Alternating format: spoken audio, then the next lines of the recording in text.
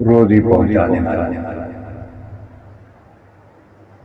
سورہ فاتحہ اس میں کل 7 آیات ہیں۔ کتنی آیات ہیں؟ 7۔ مفسرین کرام فرماتے ہیں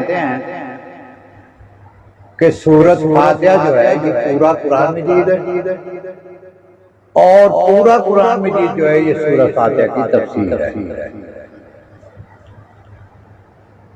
تو جب ہم قرآن مجید کی منزلوں پہ غور کرتے ہیں تو وہ 7 منزلیں ہمیں ملتی ہیں۔ پھر قرآن مجید میں آپ جتنا غور کرتے چلے جاؤ، جتنا غور کرتے چلے جاؤ، تو اس سے آپ کے علم میں اضافہ ہی ہوتا چلا جائے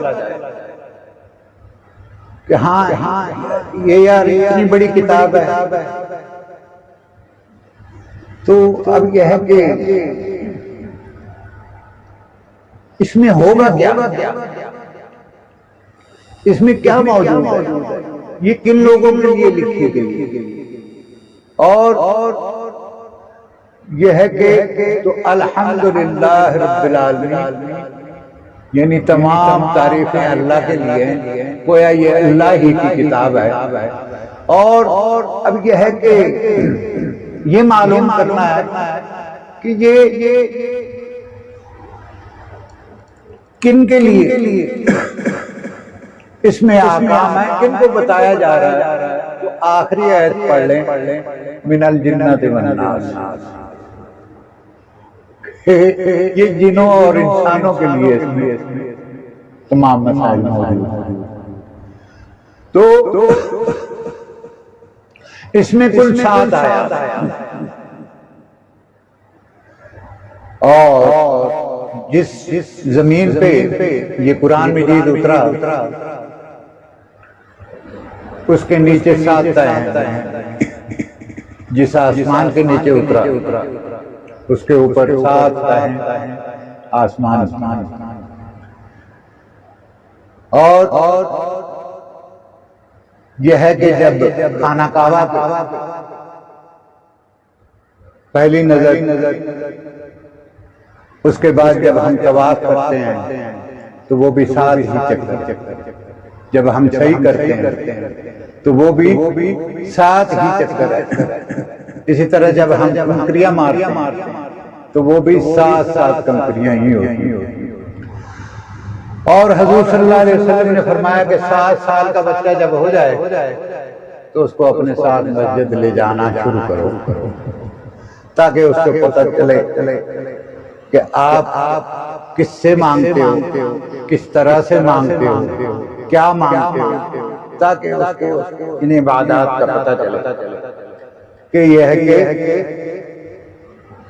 کس طرح سے میں نے عبادت کرنی ہے، کس سے مانگنا ہے۔ تو گویا یہ ہے کہ اس کی تو اب ہم جب 7 سال کا بچہ ہوتا ہے تو اس کے ساتھ کیا معاملہ کرتے ہیں کہ ہاں جی وہ انگلش میڈیم اسکول میں اس کو داخلہ دلایا، اور یہ ہے کہ اس کی تیاری کرتے ہیں اور اس کو پینٹ شرٹ پہناتے ہیں، اور یہ ہے کہ روانہ کرتے ہیں۔ تو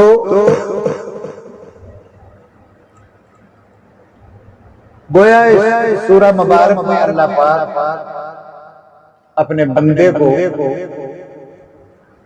آداب بندگی بتا رہے ہیں۔ الحمدللہ رب العالمین الرحمن الرحیم مالک یوم الدین ایاک نعبد و ایاک نستعین اہدنا الصراط المستقیم صراط الذین انعمت علیہم غیر المغضوب علیہم۔ یہ آداب۔ تو بھائی بات یہ ہے کہ بنیادی سب سے پہلے بچے کو آداب بندگی ہی سکھانے ہیں، اور جب ہم اس کو آداب بندگی سکھائیں گے تو آداب زندگی سکھانے کی ضرورت نہیں ہے۔ آداب زندگی اس کو خود بخود آئیں گے، آداب بندگی سکھانا ضروری ہے۔ تو اب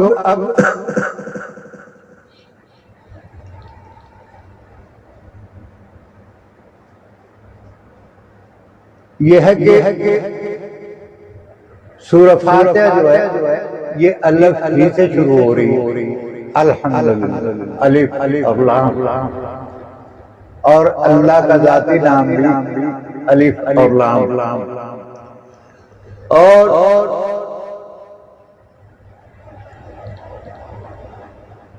یہ ہے کہ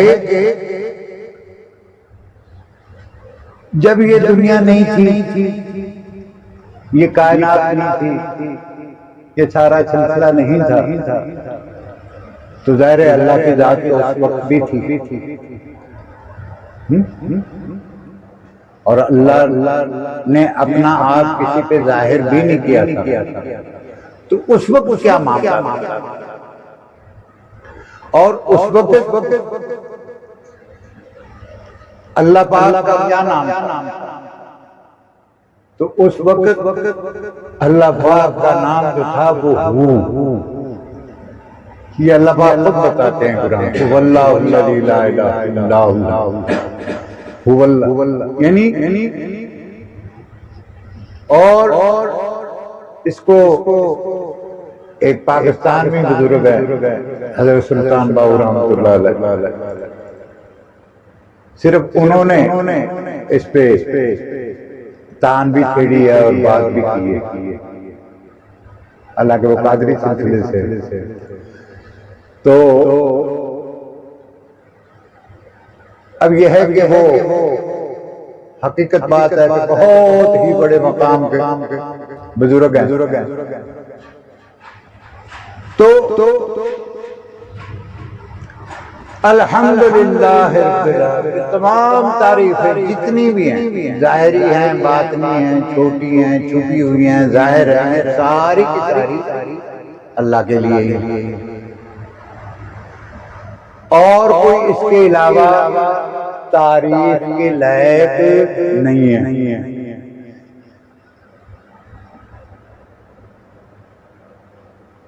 تو اب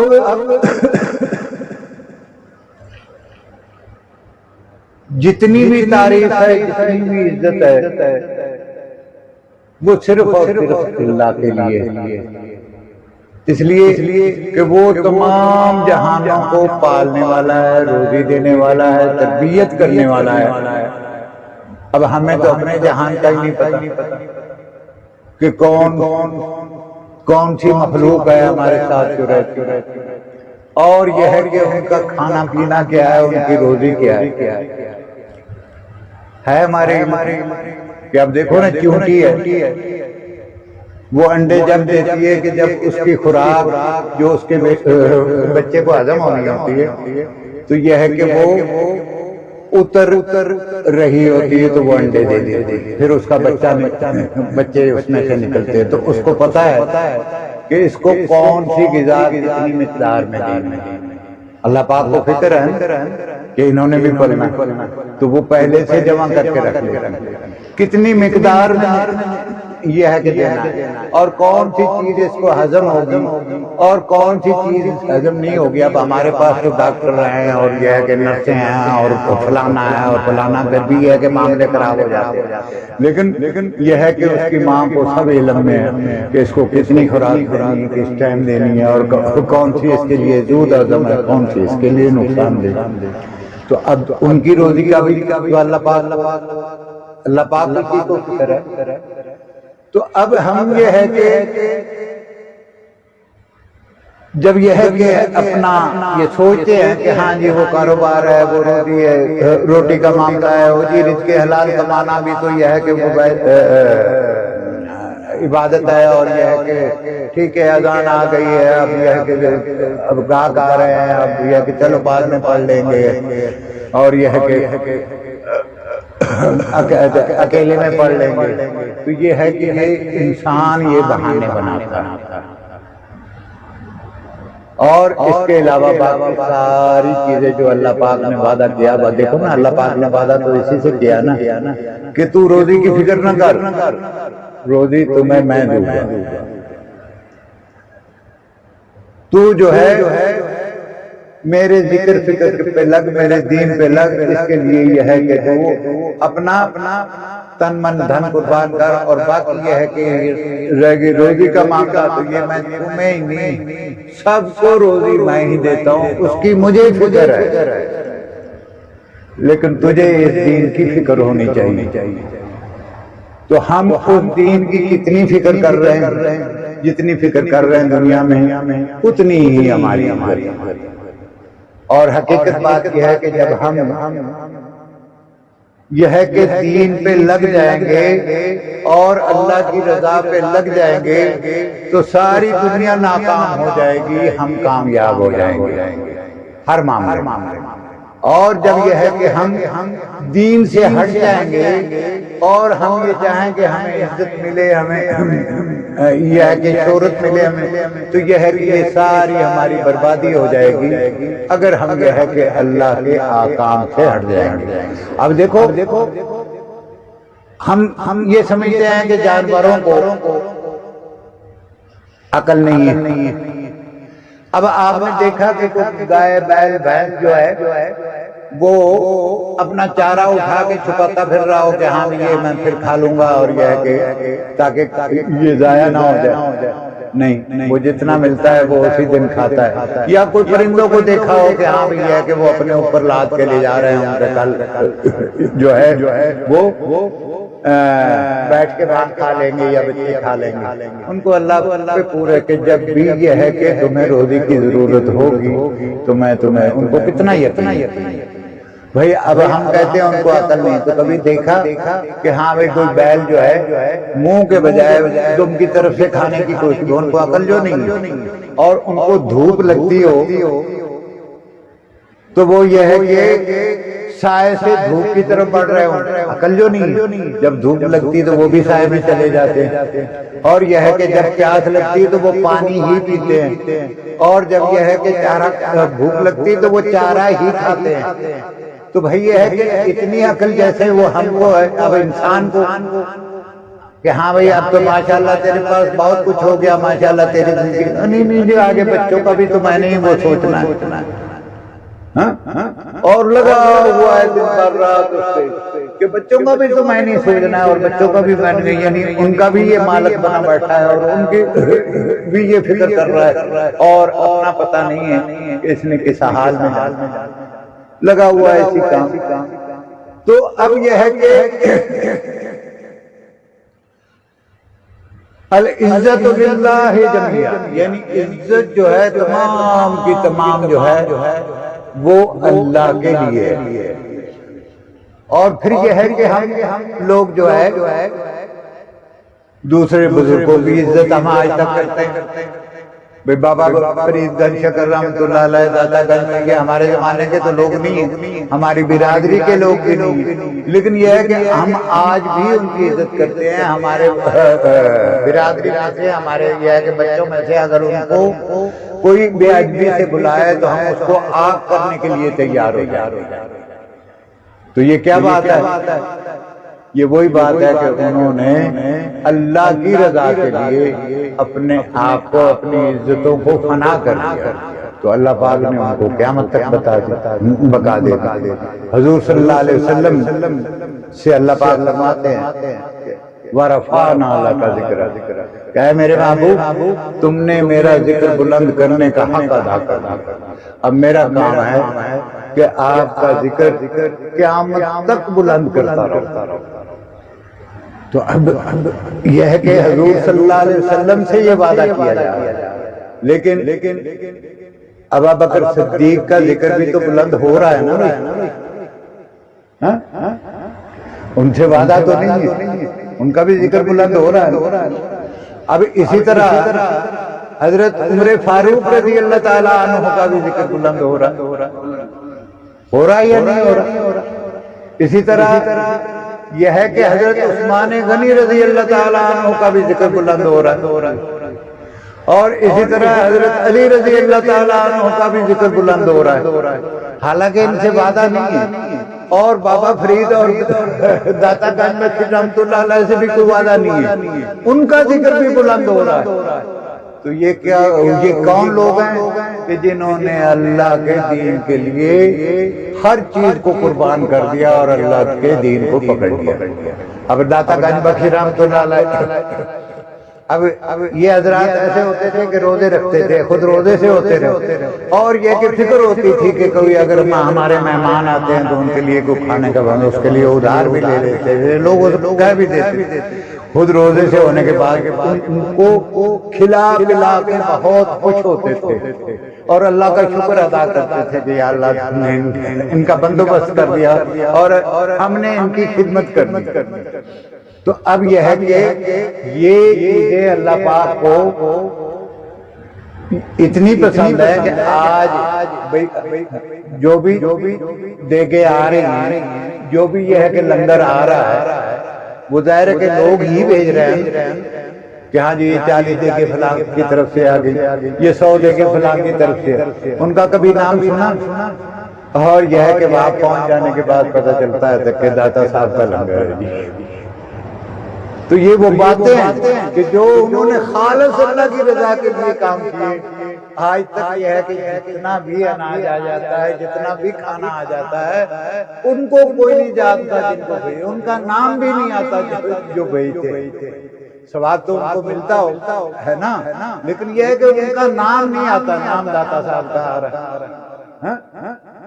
تو بھائی اب یہ حضرات وہ ہیں کہ جنہوں نے اپنی زندگیاں حضور صلی اللہ علیہ وآلہ وسلم کے طریقے پہ وقف کر دی، اور یہ ہے کہ انہوں نے اپنی زندگیاں جو ہے بالکل فنا کر دی. اس وقت اپنی زندگی، ان کی زندگی کی کوئی حیثیت نہیں تھی ان کے سامنے. حیثیت تھی تو حضور صلی اللہ علیہ وسلم کے دین کی حیثیت تھی، اور آج اللہ پاک نے قیامت تک ان کا بھی نام بلند کر دیا. تو اب یہ ہے کہ الحمدللہ رب العالمین، تمام تعریف اللہ کے لیے جو تمام جہانوں کو پالنے والا ہے. اب الرحمن الرحیم، کہ وہ رحمان ہے، وہ رحیم ہے. اب یہ رحمان اور رحیم دو الفاظ اکٹھے آ گئے، حالانکہ قرآن مجید بڑا فصیح و بلیغ کتاب ہے.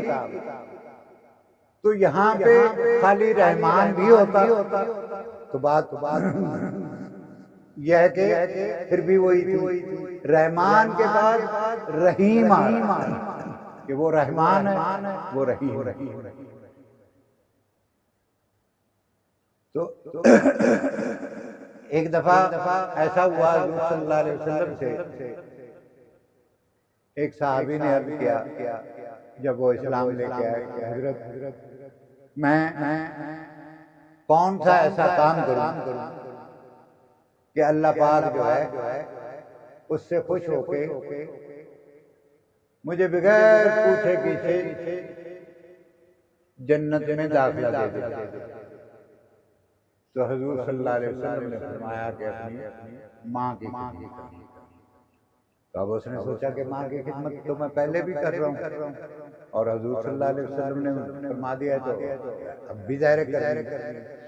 پھر انہوں نے دوبارہ پوچھا کہ حضرت اب اس کے علاوہ میرے پاس ٹائم بہت ہوتا ہے، اس کے علاوہ بھی مجھے کوئی ایک ایسا کام بتا دیں کہ میں وہ بھی ساتھ شروع کر دوں اور اللہ پاک مجھے بغیر حساب کتاب کے جنت میں داخل کر دے.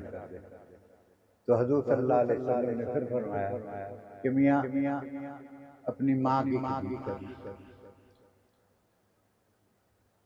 پھر انہوں نے تیسری دفعہ پھر یہی سوال کیا کہ حضرت اس کے علاوہ بھی مجھے کوئی ایک ایسا کام بتا دے کہ میں ساتھ میں وہ بھی کرتا رہوں اور اللہ پاک مجھے بغیر حساب کتاب کے. تو تیسری دفعہ بھی حضور صلی اللہ علیہ وسلم نے فرمایا کہ میاں اپنی ماں کی خدمت کرنی. اب چوتھی دفعہ پھر وہ صحابی سوال کرتے ہیں کہ حضرت یہ کام تمہیں کروں گا جو آپ نے بتایا، کوئی ایک کام اور ایسا بتا دے کہ میں وہ بھی ساتھ میں شروع کر دوں اور اللہ پاک مجھے بغیر حساب کتاب کے جنت میں داخل فرما دیں. تو فرمایا میاں اپنے باپ کی خدمت کریں. تو گویا گھر میں یہ دو ہی لوگ ہوتے ہیں، ماں اور باپ. تو گویا اللہ پاک ماں کے لیے رحیم ہے اور باپ کے لیے رحمان ہے. لیکن رحمان کا معاملہ ایسا ہے کہ یہ سارے جتنی بھی مخلوق ہے رحمان اللہ پاک سب کے لیے.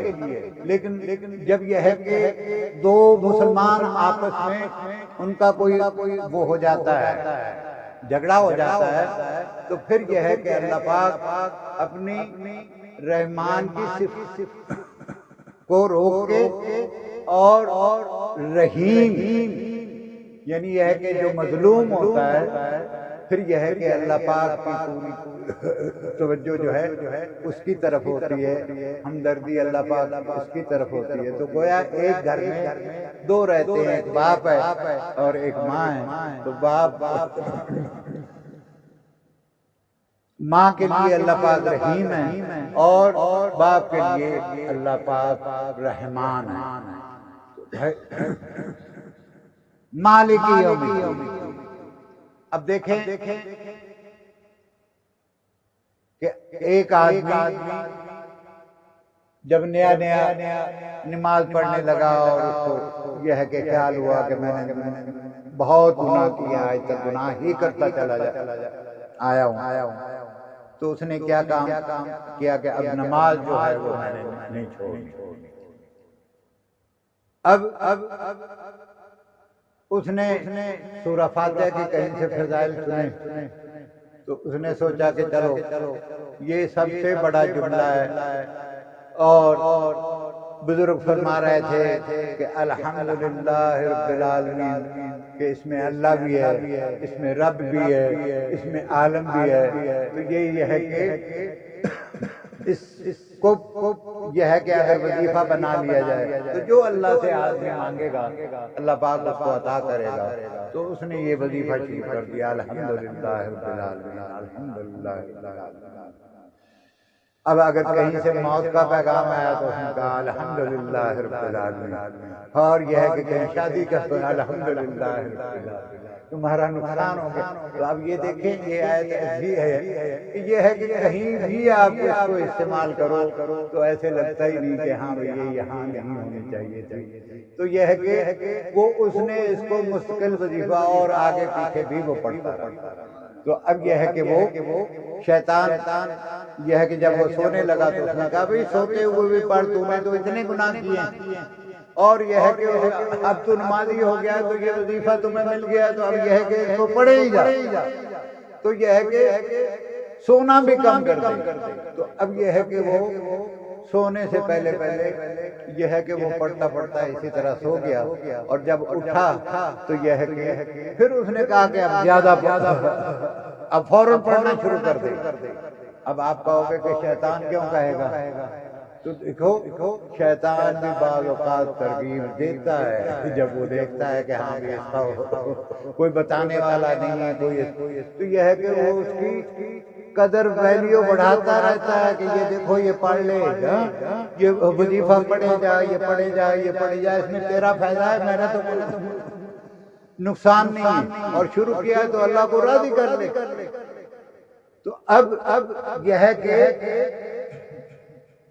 الرحمن الرحیم اللہ پاک اس بندے کو یہ بھی خوشخبری دے رہے ہیں سورہ فاتحہ میں کہ اس کو بول تو دفعہ تو بیچ سے نکل میرے اور رب کے، میں جانوں اور میرا رب جانے.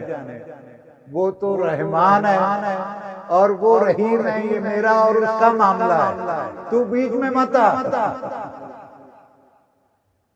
اب یہ ہے کہ پیچھے تو پڑا رہتا ہے، اس کو پتا ہے کہ اس کو کوئی بتانے والا بھی نہیں ہے، یہ کسی کے پیچھے جاتا بھی نہیں ہے، اس نے اپنے آپ ہی شروع کر دیا.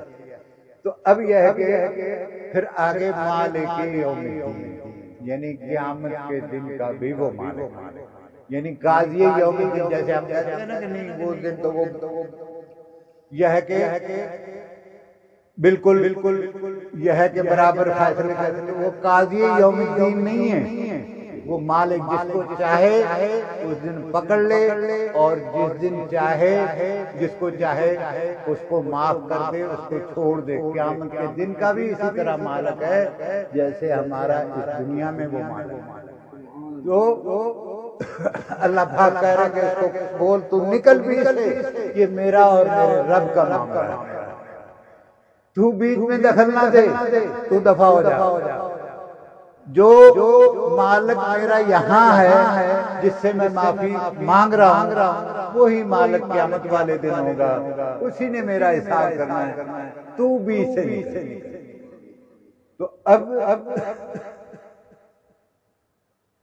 بات یہ ہے کہ اللہ پاک نے یہ سورج جو ہے یہ اللہ پاک کو کتنی پسند ہے، یہ صرف ہم اندازہ ہی لگا سکتے ہیں، ہم اس پہ بات ہی کر سکتے ہیں، لیکن چونکہ اب وہ ہمارے ذہن نہیں، وہ ہماری طاقت نہیں، وہ ہماری استطاعت نہیں کہ ہم سورۃ فاتحہ کے وہ جو برکات ہیں ان کو سمجھ سکیں یا سمجھا سکیں کہ بھئی دیکھو یہ ایک سورت ایسی ہے کہ جب بھی نئی رکعت جو بھی رکعت شروع کرو گے تو اس میں لازمی سورۃ فاتحہ پڑھنی پڑے گی۔ بالفرض اگر 4 رکعت کی نماز ہے، کسی ایک میں بھی اگر بھول گئے تو اللہ پاک نے نہ صرف یہ کہ وہ رکعت قبول نہیں کرنی بلکہ وہ پوری نماز ہی قبول نہیں کرے گا۔ تو اللہ پاک کو اتنی محبت ہے اس سورت سے، اور یہ بندوں کے لیے کتنی نفع بخش ہے، یہ ہمارے پاس اتنے بھیجے ہی نہیں کہ ہم اس مقام کو پہنچ سکیں کہ ہاں یہ ہے کہ اس میں کیا کیا۔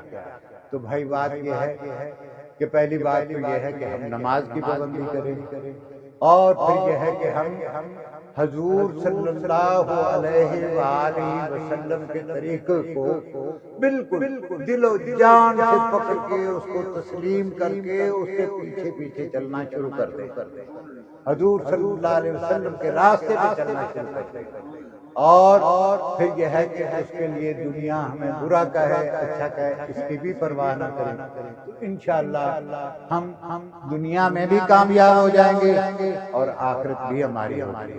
اور اگر اسی طرح ہم آدھے تیتر آدھے بٹیر رہے تو پھر دنیا میں بھی آج دیکھو نا، دنیا میں مسلمان سب سے زیادہ اور سب سے ذلت پاری مسلمان اٹھا رہے ہیں، اور یہ ہے کہ باقی قومیں جو ہیں وہ سب مذاق اڑا رہی ہیں، جہاں بھی مسلمان ہیں وہ بیچارہ پریشان ہے، ذلت۔ تو اصل میں وجہ یہ ہے کہ ہم جتنا دین سے دور ہو گئے اتنا ہی ہم دنیا میں ذلیل و خوار بھی ہو رہے ہیں، پریشان بھی ہو رہے ہیں، اور جب ہم دین پہ جتنے زیادہ مضبوط ہو جائیں گے اتنے ہی ہم کامیاب بھی ہو جائیں گے، اور ہماری عزت اور ویلیو میں اضافہ بھی ہو جائے گا۔ وما الہ الا اللہ۔